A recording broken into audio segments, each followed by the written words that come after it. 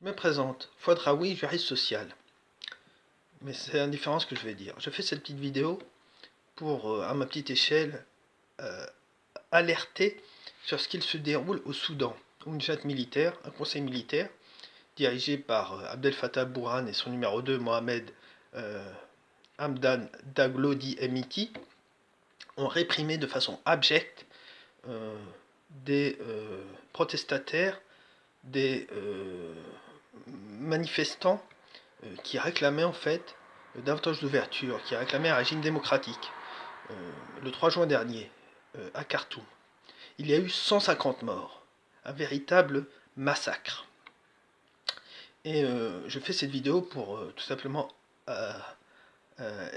essayer d'alerter à ma petite échelle, même s'il n'y a que 10 vues, 5 vues, 15 vues, ça n'a pas d'importance pour que les gens, pour que les personnes qui verront cette vidéo se disent que c'est inacceptable, que ce qui se passe au Soudan est un casus belli, pour que nous réagissions, pour que nous demandions au président Macron, au ministère des Affaires étrangères, Jean-Yves Le Drian, qu'il y ait une réaction forte de notre part, de l'Europe également, de Federica Mogherini, pour que cette junte militaire abjecte ne s'en tire pas, ne s'en sorte pas. Il faut que nous soutenions, il faut que nous soyons en soutien des manifestants soudanais qui réclament la démocratie, qui réclament un pays plus ouvert, qui réclament davantage de liberté, davantage de droits, notamment pour les femmes.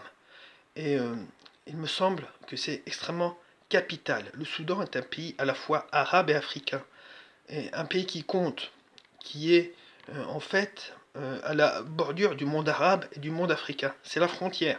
Si les tyrans, si les criminels de la junte militaire s'en sortent, réussissent à faire taire les manifestants, réussissent à faire taire ce très beau printemps soudanais, cela créera un précédent, excusez-moi, extrêmement grave. Il faut à tout prix les soutenir. Il faut à tout prix faire pression sur la junte militaire pour que les criminels, les jeunes jaouides de la RSF soient appréhendés, pour qu'il y ait une véritable enquête indépendante. Il faut que l'ONU s'implique là-dessus, il faut que l'Europe s'implique là-dessus, et pour que cette junte militaire lâche du lest, pour que les demandes raisonnables, respectables, souhaitables des manifestants soient écoutées, soient prises en compte.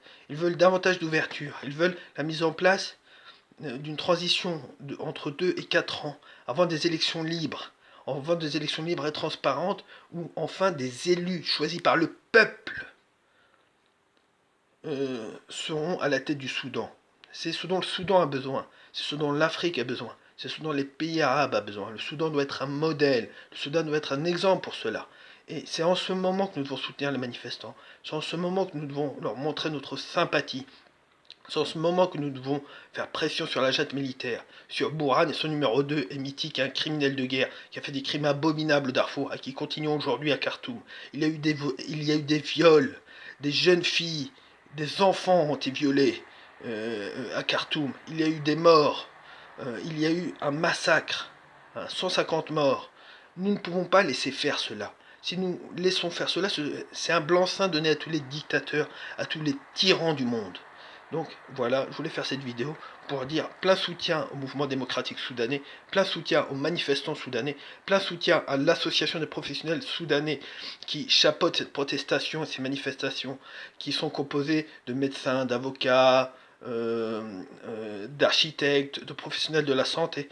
Plein soutien à ces personnes qui représentent nos valeurs, ces personnes qui représentent nos idéaux. Ne les laissons pas tomber. Soutenons-les. Soutenons-les énergiquement. Voilà.